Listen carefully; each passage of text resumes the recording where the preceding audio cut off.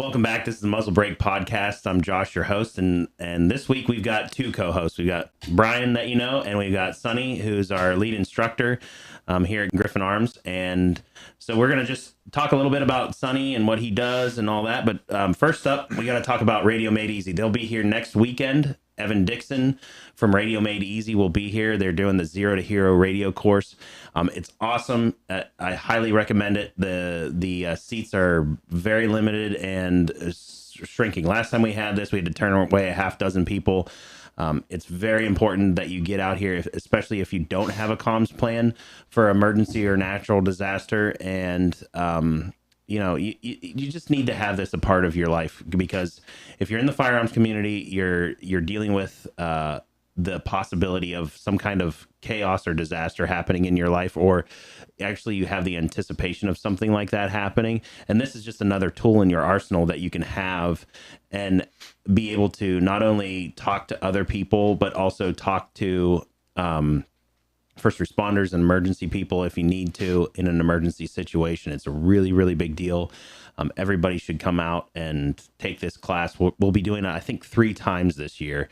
One next weekend, one in July, and then one in November, I believe. So come out, radiomadeeasy.com, and sign up for the Stoneboro, Pennsylvania course. And we've had people come from Maine, Chicago, farther south than where Evan's at, like in Tennessee.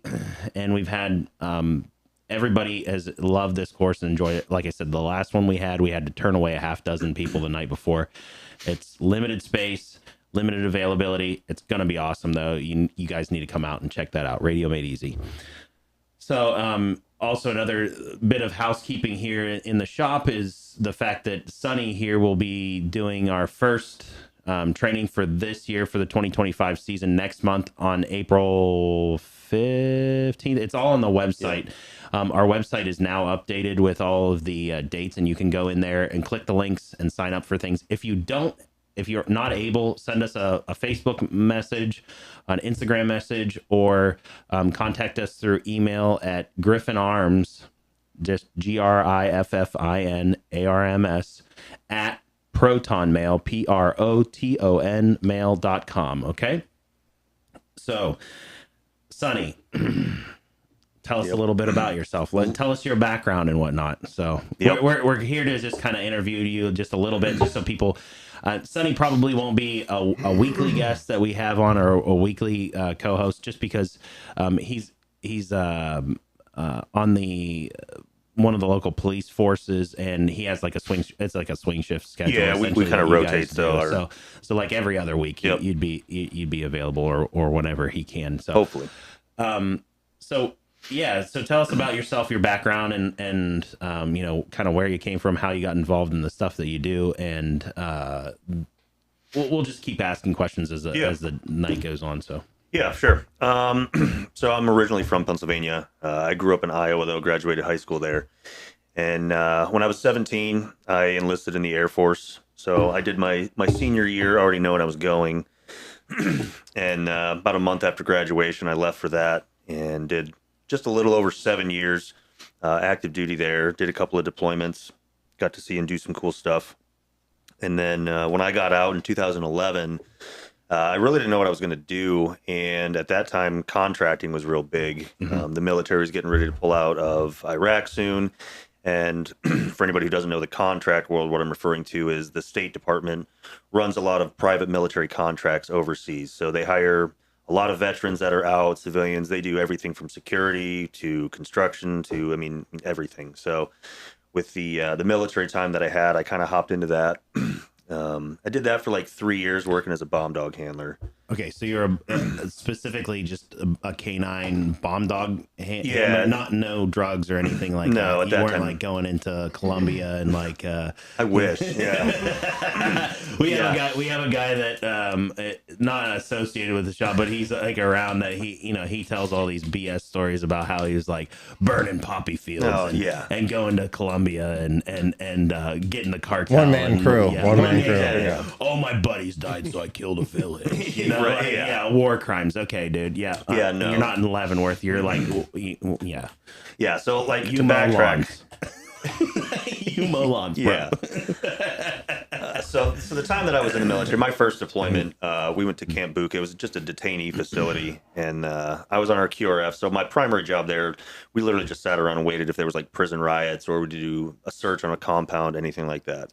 Prison riots. So like there was a detention center there. Yeah. So where we were at, we had a little over 22,000 detainees. So they were from all over. They were Iraq, Afghanistan, like whatever they were in for, we would house them there. So we had like, I'm sorry, what country did you say you were? This was in Iraq. It was in Iraq. Yeah, this was down in Basra, in the southern portion. Mm-hmm.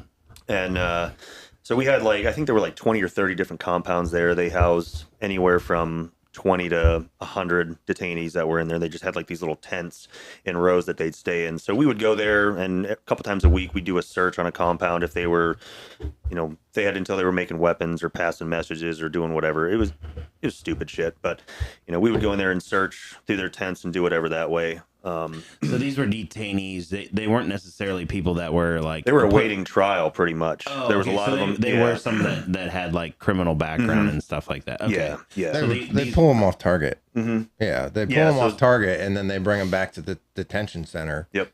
And then from there, the Iraqi, I assume the Iraqi government... They'd be waiting for their basically Iraqi form of their judicial system. So, okay.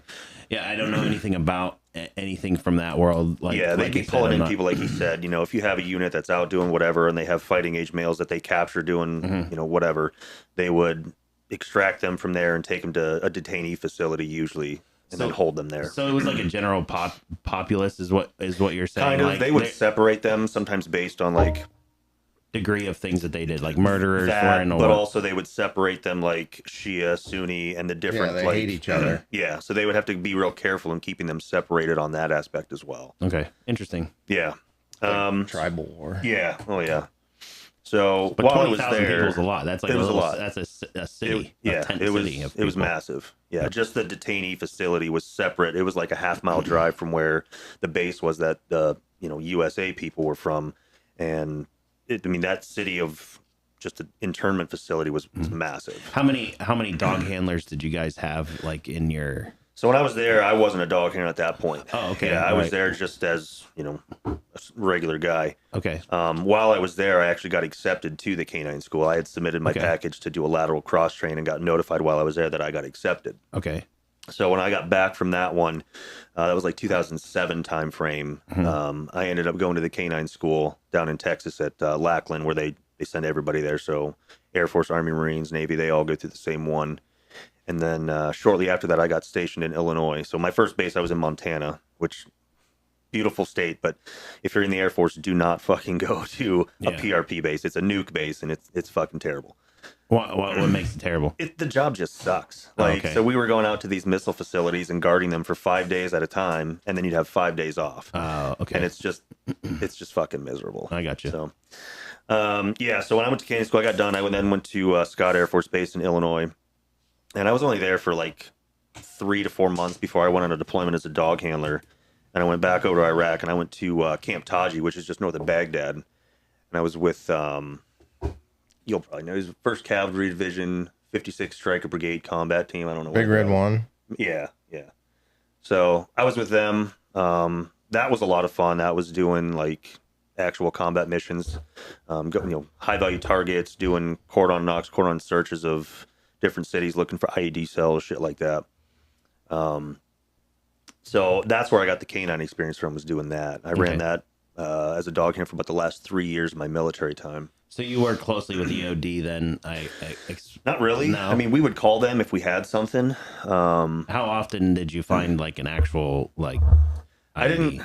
I didn't have any finds while I was there. There were some other guys that had some small stuff, and then there were other units in the area that weren't at the same base that I was, that we'd get pictures where they'd find a pretty good cache of explosives and shit. A lot of the mortar rounds, things like that. But there were a few times that we're traveling, the front lead vehicle would see something and they would call EOD to come check in. They'd be like, yeah, it's, whatever kind of IED. So they'd have us back up and they just blow it in place. Yeah. Interesting. Yeah. Well, because I know Iraq was big for the EFPs. Were they there? Those are horrible. Yeah, those copper plates. Okay, so so what's this is kind of the rule of thumb. If we talk about 3 letters, that We have I'm to going to explain stop. it. I'm going to Yeah. stop and explain, because I know that there are people that listen to this that are, you know, they're guys that either know us or whatever, and they they have some background, but there are also people that are watching this, like your mother-in-law. Yeah. She's watching this with your spread My cheeks sweet on. shirt. Yeah. Combat Iron Apparel. If anybody wants this shirt, they have awesome stuff. I should be a sponsor. So what's your mother-in-law's name? Becky. Becky. We're sorry. We tried. She knows what I am. She's accepted it 10 years ago. So, but go ahead with the EF. So when it started in Iraq, a lot of the things they were using, they would use mortar rounds. They would use, they started making their own explosive shit like that to create these IEDs on the road. They'd bury them, put them on the side of the road. And as that advanced, the military would get better technology. They'd have like the Rhino system, which was basically a pole with a big ammo can on it and like a tube or something that would drag along the road. And that would help defeat, like if they had the like a laser going across, that would trigger it. So that would be like 10, 15 feet in front of a Humvee or whatever, and would do it that way. Then they'd go to like cell phone or radio signals to do it from a distance. So we had blockers that we'd turn on that would jam all the signals in like a big bubble around the convoy to defeat that. Well, go into what did you say? EFP, yeah. EFP, so yeah. they ended up going to, and that's not right. Originally they were just burying things in the road, and we found ways to defeat that. So, and we also our armor got upgraded over there a lot more as well. Sure. When it first started, you had Humvees that really didn't have much armor at all. Right, like canvas side. Yeah, or just no doors at all. Right, yeah. Fucking sandbags on the floor. Yeah. So once we started getting armored vehicles, they had to come up with something to defeat that. So an EFP, which is just short for an explosive forward projectile, what they would do is they would take like a copper plate, and it would be like concave, so it'd be dented in, and they'd almost form like a tube out of whatever kind of piping or PVC or whatever they could find to make almost like a barrel of like a gun. And they would put that copper plate on the back of it and then pack explosives behind it and have it aimed, at where the distance they would roughly estimate of a vehicle would be. So when they detonated that explosive melted that copper plate into just a liquid slug. Right. And when that hit, it would punch right through the armor. The only thing that actually really stopped it sometimes was the armor, like glass, because it was so thick, but it would hit that and go in, but it usually wouldn't punch through that. But the actual like solid steel armor plating on the doors of Humvees, Strikers, all that, it would punch right through. Right, because glass is an insulator as opposed to the metal, which would be a conductor, and it would have forced conduction. But yeah, like they picked that.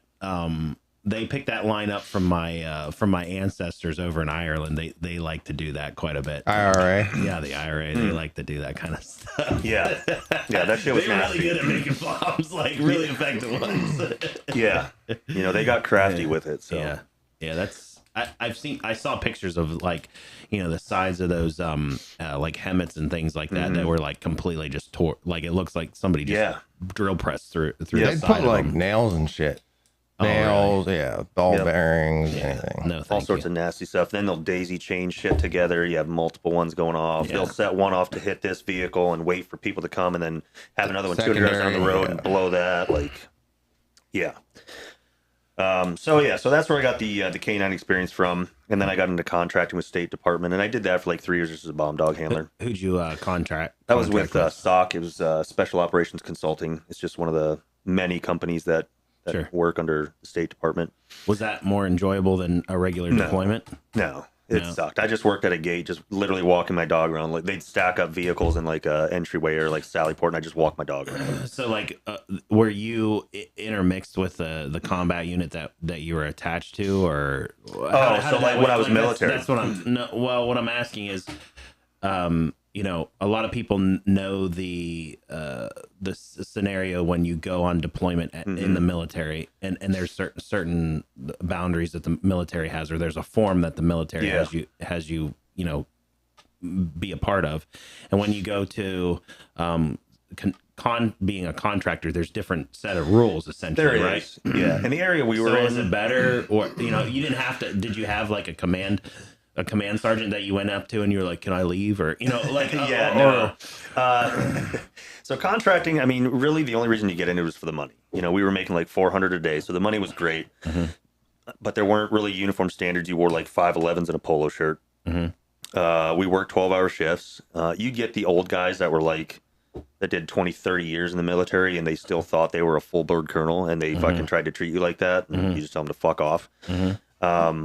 But we essentially just replaced the military. So a lot of the times that if I went to, like, I think we were at the embassy in Baghdad first, there were some military there, but they were really separated. So we didn't interact with them really at all. And then I think like what were your living conditions too? so they just have like, and I'm sure you had them too, those little contain like the chews, little housing units. It's essentially like a Connex box, and they just put up these walls inside and then run plumbing and electric through it. So it's just a little jail cell, fucking rectangular shaped room. But it wasn't as it was nicer or worse than when you were on deployment. Were you in a tent? Like I just imagine that you were. Yeah, I mean, I've been in a tent on deployment. I've been in. So when I went as a dog handler, like, we took over where I was at Camp Taji. We just took over like this little city from the Iraqis, essentially. So this old Iraqi building that I was in, my room was this massive room. It looked like a conference room was what it used to be or something. So it was nice having all that room, and like you have a TV in there and your computer, the internet sucks everywhere. The worst part of that was like there's no way to keep all the dust out. So you'd leave for an hour and come back and there's just fucking dust covering everything. The food was probably better doing contracting. They had a lot more options. When I was with the Army units, I mean, I was eating fucking Army food, and you know how good that is. Oh, good. It's not. Brian, what was your favorite Army meal? The MRE? No, like Sure, yeah. Well, that too. Go ahead with that, and like, when they My were telling favorite you, like chow hall MRE food. yeah, chow hall food was best and worst thing you ate in country. How about that? Oh God. well, we had a sweet chow hall until they fucking blew it up. My favorite MRE would be the was it the goulash one? What was that like called? Chili mac? Yeah. Because it came with combos, and I crushed the combos Yep. up and put it in the chili mac, and I just made this like crazy. I've had that. The It's worst good, one man. was the omelet. Oh, dude, yeah, I never got The stuck with that omelet, one. yeah, The vegetarian omelet, yeah, that it sucked. Yeah, Yeah. it sucked. They had those ham slices. I like those. Those are good. That, Freaking there was formed in China. It was like spam. yeah, Fucking good. Yeah, spaghetti and Like chili mine. mac, you can't go wrong with yeah. that. So best. Your favorite MRE is chili mac. Chili mac. Your favorite MRE It's is either chili mac or chili- spaghetti. or yeah. spaghetti. And best thing you ate in country and worst thing you ate in country in your chow hall. Well, and it doesn't have to be just best and worst thing that you ate in country in Afghanistan. The best would be because we had like cooks and stuff. Like they would make us omelets and everything. So breakfast was good. The worst thing is some of the cooks were contracted Afghans. Oh yeah. So They were like clipping their toenails into your. they were making Haji food. Like they were making like lamb and like and it smelled like curry. So like it was like no, I'm not eating that. That made you sick. Yeah, I didn't like Okay, that so shit. and what about you? So best, I mean, Air Force, anybody who's in the Air Force, our chow halls are fucking awesome. Yeah, Like, they are. You get Army guys that come train in an Air Force base somewhere, and they are just in heaven at the fact that they're blown We would away. drive across the base just to go to your chow Yeah, hall. yeah. So Air Force chow hall, I mean, it was fucking awesome. Like, but deployment, like, did any of your places ever have like the steak and lobster night? Yes, steak. Yeah. Yep. Okay. Yep. So Steak, like, yep. my first deployment was an Air Force base. We had steak and lobster night. It was awesome. It was like every Friday you had that shit. So then you finished contract work, and then where did you end up at that point yeah. So in your life? when I started off doing contract work, the first few years were as a dog handler, and I came home. I got tired of being gone. I went to college up in Mercer for like a semester. For any watchers, and it's a very heavy liberal arts college, and I absolutely hated it. And I met a buddy of mine who was former Marine, was doing contract work for his first time. He was getting involved with it and going over, and I was like, fuck it, I'll go back. So I made some phone calls to the recruiter, put my stuff in, and like a week later I left. And that one was doing PSD work, so that's protective security detail. It's essentially the same function that the Secret Service does. It's just under the State Department.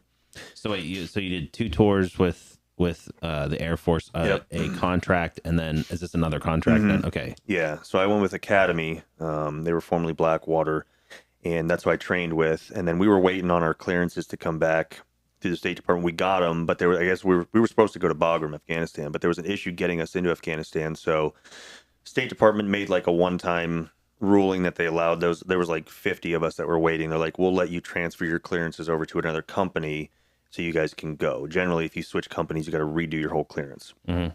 So they let us switch, and I ended up going to triple canopy and ended up going back to Iraq, down to Basra again, where I was in my first deployment, and just running protective operations out of there at the Consulate General for a few years. For a couple of years you were there. Yeah, I did as a dog handler. I did contracting for a couple of years. It's like 35 days there and then 105 days home.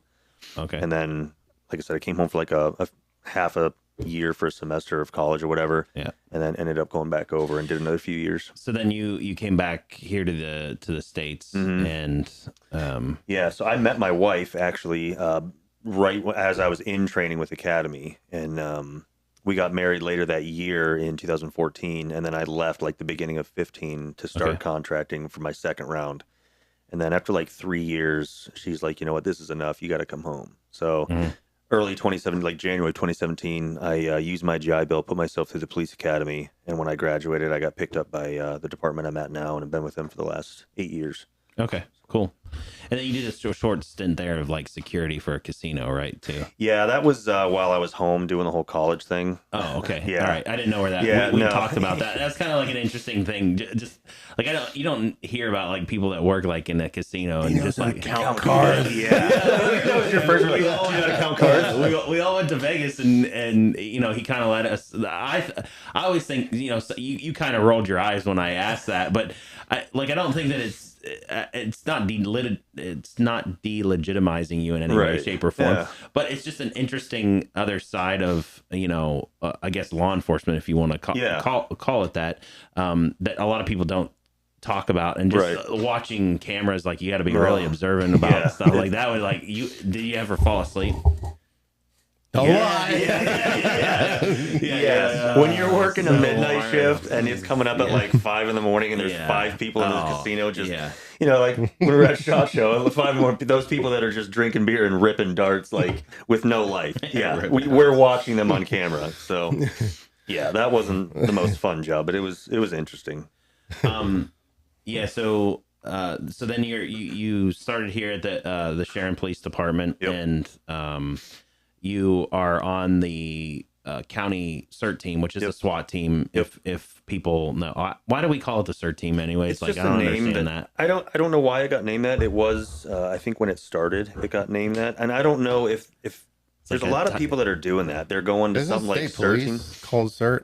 A lot of places are. Like you have SWAT is like too militaristic, too or aggressive. something. Yeah. So if you go with something like CERT, which ours is the Critical Incident Response Team, or SRT, which is like Special Response Team, it just we got to win the hearts and minds out there. We have a Special Response Team, which makes me laugh. I don't know if that guy's watching this, but they can give you a Band-Aid. Hurry. Yes. Quick. Like they can roll out of there. I watched them roll out of the back of a Toyota Tundra at least 5 miles an hour. Yeah.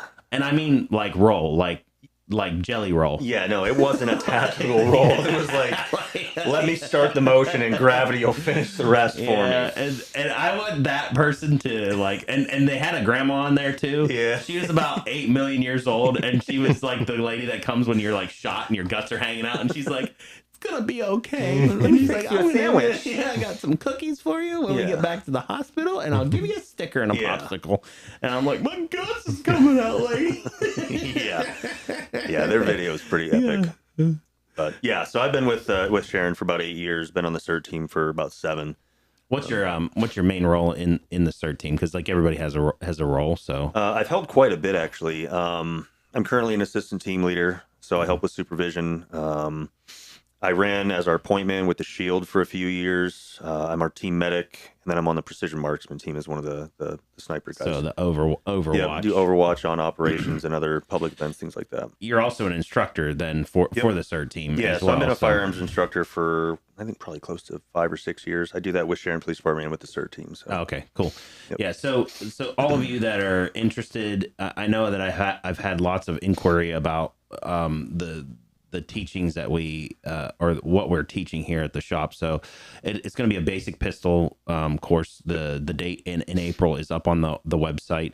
I encourage you guys all to come out and do that. Brian will be here and Sonney will be here to do the instruction, and I think Evan as well will be here to do the instruction. Maybe Christian? Yeah, if he's available, if he can come up. So these guys are all really well trained to have lots of real life experience.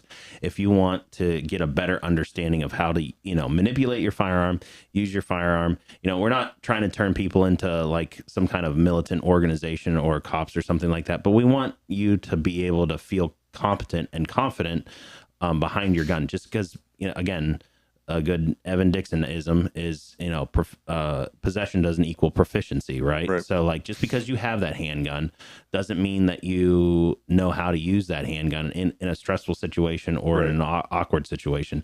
So like I encourage people, they'll come into the store and they'll want to buy the newest, latest, greatest, whatever. All right. And that's cool from a collector standpoint, but that helps you zero from a skill standpoint, and you need to spend some of that money on skill development, and that's what we're hoping to do here, in the shop. It's funny because, and I was talking to one of my good friends about this morning about he likes watching the podcast, like especially with you, because you are able to be really relatable in the fact that like I'll hand you a gun and you'll be like, what is this? Like, I don't know what this is. And tell me about it and teach me about it and whatnot. You're not what I would call like a traditional like gun collector guy, no, right? I'm not. You're not, but you're the way that you look at stuff is like very inquisitive, and most people want to know about stuff, and just because you carry a gun and work with a gun, and that's a tool for you guys, right? And here, it, like I've said before, this is more about weaponscraft and history and understanding how things work and have been developed and whatnot. So, so it's good to just have these conversations with you. And I'm really excited to unbox this. I meant to mention this at the beginning of the podcast, but here's the little teaser. We're going to just, continue on our conversation, and we'll open this at the end. Cause I like these. These are fairly rare, and people need to see them before it goes away. It won't last the weekend. I'll just let you know that there's somebody already like pretty much he's done. He's gonna be here. Yeah, he's like, yeah, it's gonna be gone. So at least we get to feature it here on the podcast for 30 minutes, and we'll all get to mess with it before he comes and buys it tomorrow. Peter, what's going on in the Catholic world over there? We're like, how many days into Lent are we? Yeah. Get close to that microphone. I can't remember. Sinner. Yeah. Dude. Okay. We're 9 days. Hey, listen. What? 9? 9 days. Okay. How's it going? It's going well. All right. I am encouraging you to stay on the path. He won't tell us. He's still, all the Catholic listeners out there, and I know that we have a few, he's still on, like, Sober October didn't work out so well, but Lent Day is working good, Like you're committed. Yeah, I'm 100%. So what did you give up? He can't tell us. That's a secret. This isn't. At the end you'll tell us. Is that one of the rules? Is you can't tell? No, that's not a rule. No, it's not. I don't think it is. This is Area 51. But tell us what you gave up. It's like make a wish. You can't tell anybody the wish won't come true. What'd you give up? He can't tell. Don't press him for that. Right. But at the end, okay. But Peter, can you at least make a deal with us that at the end you'll tell us what you gave up? Sure. Okay. All right. That's cool. We'll wait. The suspense will build. We got 5 more weeks or something. Like Chernobyl. That, right? We don't want to do it for 40 He's days. like ready to go on this. Okay, enough. Chernobyl. Okay. So Brian. And there are shows that I haven't seen, but there was a popular show on was that HBO, wasn't it? Yeah. See, I get infatuated with shit like this. It was that before that was like, at Mount Everest. How do you? But listen, that was like, but that Chernobyl show came out like what 7 years ago? No, HBO. No, I don't it think came that. out like well, maybe I'm wrong. I think it was 6 or 7 years ago. I watched it, and I think it's pretty interesting. Yeah, we were texting about it this week. I lived in Russia Chernobyl was, I don't know. It's so what's interesting about Russia and the former Soviet Unions is like the way that they live is pretty well divided by the Ural Mountains. Like right there's European Russia, and then there's what they would call like Asian Russian or Sino Russian people group, and so they live in a very different lifestyle. And so Ukraine, where Chernobyl is at, is very very similar to the area that I lived in, and the like the houses and stuff that we were talking. I'm like, yeah, that's what it looked like all those apartments and the big concrete buildings, and very industrial. Like everybody thinks that elsewhere in the world is like somewhere is better than America. No, it's all the best here, guys. Yeah. Like I've been all over the world. I've been to third world countries. I've been to second world countries. We are the best place to live, like 100%. So did you finish Chernobyl? Yeah, I finished. What did you think? I thought it was like crazy how they just lied to people. Yeah, well, That was unbelievable. that is 100% the Russian government. You stay in your house. Yeah, and like I was talking to you when we were there were these huge wildfires, because like most people think that Russia is is like America in a sense, but it's not. Russia's mostly flat, forested areas, and they have giant wildfires like in the summer. It's Alaska. We were in the same latitude as Alaska, and so we had these wildfires break out, and they were literally in the back doorstep of our apartment complex that Lily and I were living in, and the firefighters knocked on the door, and they're like, any able-bodied people come with. I'm like in flip-flops, and we were laughing about that running out. Yeah. So like that kind of that desperation that you see in Chernobyl, where they're like under equipped. Like that, I sent him pictures of the firefighters, and he was like, "That's really firefighters." Like, But like the whatever he was, the scientist or whatever, he Yeah. basically like was like, no, this is wrong. No, because they tried to play it off like, oh, this Save is only face. equivalent to like one X-ray. And he's like, no, this is like 800 million X-rays. So we were laughing. I was laughing. I don't know if Brian was laughing because it was through a text message, but I was like, dude, you'd be the guy that on that show that like looked into the reactor, and you'd be like, dude, you guys gotta see this. And we're all like, Brian, get down from there. And he's like, his face is melting off, and we're like, stop, Brian, come back. And he's just like, you this said is people- crazy. you I can said- see the inside. You said people can go there now. Yeah. So people can go there for you can get like day passes to go there. But yeah, what people don't understand is that there's like 2 or 3 other reactors right next to that reactor that melted down, and those reactors never went offline. So people were like still coming to work and stuff, and they still come to work to those nuclear reactors because they're still online, still making power. So, but a large part of the city was like evacuated. You just, I don't know if you Googled like, Yeah, of course you 4,000 did. people. did you Google any of the images from like, Animals, dude. All the fish floating up and shit. No, Like, well, yeah, I mean there was that, but like I'm talking about how everybody just kind of left, like the ghost yeah. town. The Well, ghost I've town. been to Chernobyl in Call of Duty. Remember that? Oh yeah. Like the playground and the big. It's just all empty. Yeah. Yeah. It's the big. What do you call it? Ferris wheel. Ferris or wheel, whatever? yeah. Yeah. I like Just that. ghost town. I've been there. Yeah. Yeah, I think there was actually like a hack where you can climb part of that Ferris wheel and get a good overwatch. Yeah. But like, yeah, it was just. Would you go there? Would you pay for a day pass and go? I mean, do you have to wear a suit? No, it's just they give you a little tag that like pins to your jacket, and so like whenever you get however radkins that they talk about, radkin is a certain measure of radiation. Yeah, you and just take I rat away. It's like from Fallout 4. There's just pills that you take and it'll make it go away. I like So the Fallout. The new. Did you guys watch that? the series, yeah. That was awesome. Did you It was watch fucking it? great. Oh yeah. Oh, that did you ever came out play last- Fallout? Yeah, Yeah, yeah. dude, you got to watch the series. It's fucking good. It is really good, and I think that the newest season comes out this month or the end of It's this month something or soon, something. It's yeah. really really soon. You Wait, need to go so see it. the whatever the hell you put on your Yeah, shirt. it measures how many radkins that you're taking. So what does that do for your? I mean, that's not doing anything for my health. Yeah.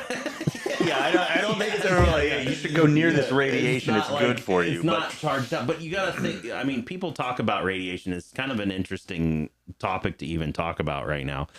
But people think about radiation in that negative context. Three Mile Island, Chernobyl, the disasters, the Fukushima reactor. They think about all of those radiation problems. And what's interesting with all of these disasters, or quote unquote disasters, is that we've never had any data to measure what a radiation leak like that actually has an effect. We have data from bomb effect, which is much different, and actually bombs aren't necessarily irradiating everything and killing people from radiation. It's the freaking vacuum that it creates in the storm, essentially, that people go through. An incredible amount of heat, but it's the blast. It's like crushing your lungs. It's evaporating, people on a molecular level from just the energy dispersed, not just the radiation. So it's kind of an interesting thing to think about. But like, when I go and plow a field, okay, when I tear up the dirt, since the Earth's surface is constantly getting irradiated from the sun, there's background radiation that's in the soil itself. So like, if somebody goes out to like a farmer's field, when they plow up that dirt, it's a higher radiation reading than just normal stationary your lawn or whatever. So like, I think that's really interesting that you hear radiation and people get. I mean, I got irradiated when I had people cancer. lose their fucking minds if they think about like radiation. If it's not from a medical thing, they're like, oh my god, radiation. I think that the 80s especially really made people paranoid about radiation and how that has a health effect. There's positives and there's negatives. Like there's positives, obviously, like if you have cancer, they're going to irradiate your body, right? And but you're also killing a shit ton of other stuff besides the cancer in your body, correct? I don't know. Yeah. Maybe. I also got told to not stand too close to a microwave because the radiation was going to fuck with my brain. Like, they say that's this not having true. in your put that in your. But you were talking about 800 million or whatever it was, like the little tool that they give you. Oh, you can go to Chernobyl for a day, but you're gonna wear this. But when you come back, sorry, Sonney, you sucked up too much radiation. Yeah, I mean, it has a monitor on it that basically tells you to get out whenever you're been exposed too much. Yeah. Well, not like, I mean, it's not like, again, well, it's just telling you like you've had enough, you've had too much, or you've had enough. There's a safety level, and radiation has a half-life, so it's like constantly just like getting weaker as the time goes on. But that's interesting. I always like to think about that historical stuff, and I like to talk about history here. So you think another one will blow up?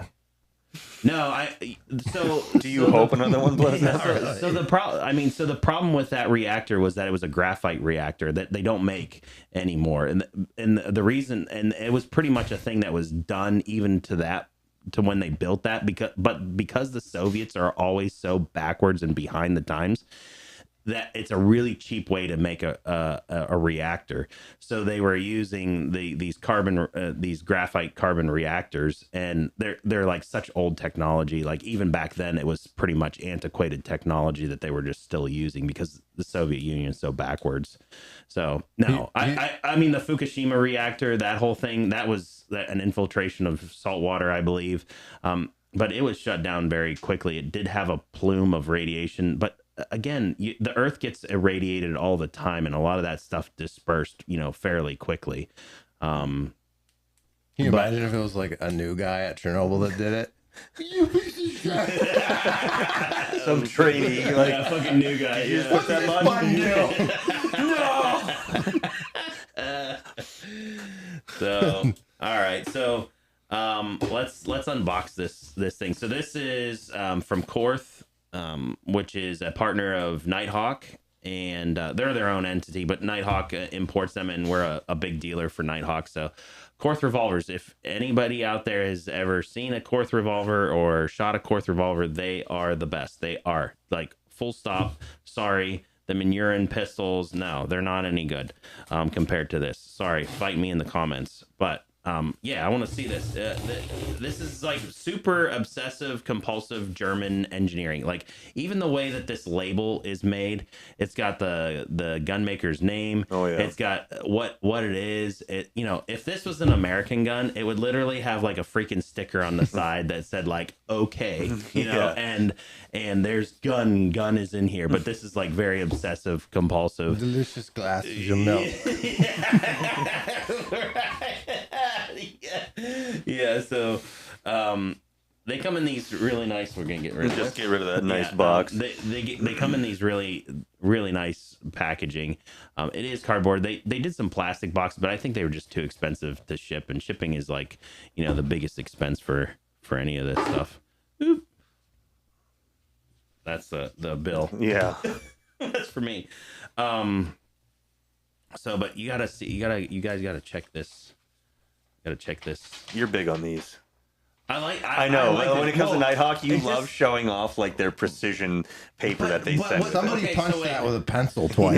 No. So let me preface this really quick, okay? And when Lily and I went to Nighthawk in this was a couple years ago, I talked to Mark Stone and I said, "Hey, Mark," I said, "can I see the range that you guys shoot these guns at? I'd really like to this? Yeah, for the test Right. target. Like I was curious, like with you guys, like I was curious. Okay, so for the camera, that's 3 shots. Okay, with this revolver at 15 yards, I think 12 yards. I'm sorry, at 12 yards, and that is one freaking hole. Like it is a tiny. It's almost on. They're almost on top of each other, and a lot of these test targets that come into the store are Yeah. right on top of you. They're stacked 3 perfect punches in the paper. So it's it's a shipping container that you go into, okay? And I was like, Mark, I want to see where you guys test these things. And he said, sure, come over here. And we went into this shipping container, and there's literally like a desk chair that like you're sitting in, Sonney. Okay. There is a very crude bench that's just a board, Right. like across, and a sandbag. So they're just like resting it on the sandbag and just Then sending. Yeah. shoot 3 shots. Yeah. I would figure like you look at some of these places like HK and Walther and stuff like that. They have a jig that they put those guns in, Right, and they and they fire like secure three 'em. three Yeah. shots, and their test targets are okay or whatever. But man, this is freaking impressive. Somebody sits down and shoots 3 shots this tight with a gun. You know that gun is like built well. I guess that's all my only point. So you got this. Look. Oh my nice. goodness. This is the 44 Magnum Korth NXS compensated. So this is like one of the most badass revolvers that you could own. I know it looks like from like a spaceman should be carrying this, but what's really cool about these Korth revolvers, and it is unloaded just for like I know that I'm pointing these at the guys, but we've all like swore a death oath together. So if anybody accidentally gets shot, Brian's command is to kill everybody in the room and then kill himself. So we'll all go down together. But the cylinders come off of these. I know that there are other calibers that they're talking about putting into this frame of gun. But man, just everything about these is just absolutely beautiful, from the finish to the wood stocks that they put on this. It's a high grade walnut that they source, I believe, from Turkey. I'm not sure that France has any walnut left anymore, but just all this is just super precision. The cylinder here, the cylinder release is right here on the side of the gun, right next to the hammer, so you can one-handed push the cylinder out, eject it, and put your next 6 rounds into it. But man, what a beautiful freaking honking gun! Like this is the perfect revolver in my estimation. Just all the stuff that goes onto a compensated. You can put on a red dot to it, and it's just it's all around just a perfect gun. You guys can look at it and see what you think. What's your take on that, Mariah? It's pretty sweet. This is the second one we've had in, right? So the other one was the NX. That's an NXR and an NXS, which is a 357 Magnum version, and it's not compensated. Yeah. This one's No, compensated. the 357 one, that's the one you can swap out for 9 mil. For 9 cylinders, millimeter, yeah. So I don't know. Last time I talked to Martin, he was talking about doing some other stuff with this size frame that is really exciting. I probably can't really talk about it, but it's gonna be awesome. He's really a smart, really well versed engineer. He makes what's funny is like Korth is his side project. His main deal is making ball bearings for Ferrari, Lamborghini, Bugatti. So he makes ball bearings for their turbos. Like that's the main focus of his machining. And Korth is just a side project that he has. So kind of cool. What do you think, Sonny? I mean, it's no staccato. You're It's no staccato. But I mean, if staccato were to make a revolver, I mean, it would probably be. Yeah, it would be a Yes. pile of shit. Staccato, if you're watching this, I'm a huge fanboy. Sponsor me, send me free shit. Yes, sponsor me. Yeah. Look, I'm not as pretty as Michelle Vescusi is, but His water bottle's stolen. yeah, this is a hot item. Let's just Come and review- get it. Let's just review that we have been pilfering you silently Oh, for yeah. years. You No. won't deal with us, but we'd love to just pilfer the shit out of your product. That's right. Yeah. So No, yeah, this is sweet. I mean, I got to shoot the one when they came for their range day, and Yeah. I mean, it was.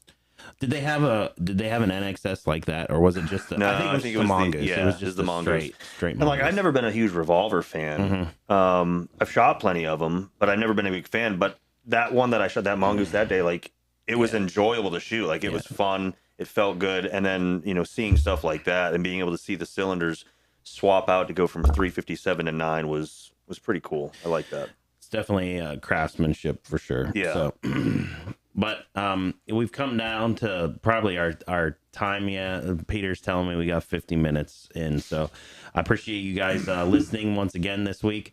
Thanks for showing up at the Muzzle Break podcast, and we'll see you next week.